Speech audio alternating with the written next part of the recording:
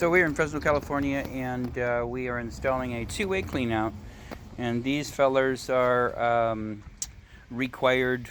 I started plumbing in '87. That's when they were required. Probably before that, but this home was built in the '70s, I believe, '60s, '70s.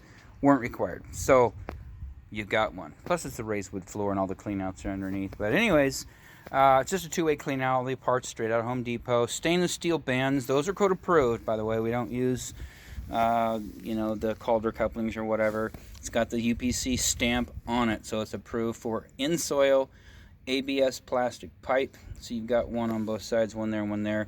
So there's a piece of pipe. You just cut it out, a couple of bands, you put in the two-way clean out, raise it up to grade, put a clean out plug on.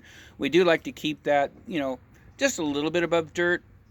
And right now, you can see where it's at. If you look straight across, you can see that the top of that cap it's just a little lower than wood.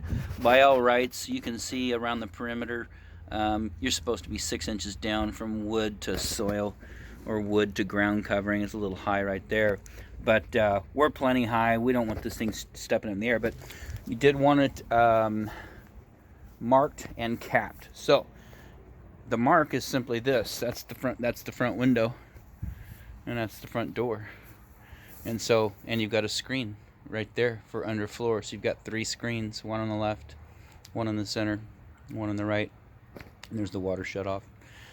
So that's where it's at, dead center, about a foot to 18 inches out. And our only work was just come and put it in. They did the digging, and they'll do the refilling and whatnot. So anyways, it's a great place for it to be. No conflict with the tree sitting over here. And we'll get you a document out today and show that we did install this and get it capped off as per your inspection report. Outside of that, this installation.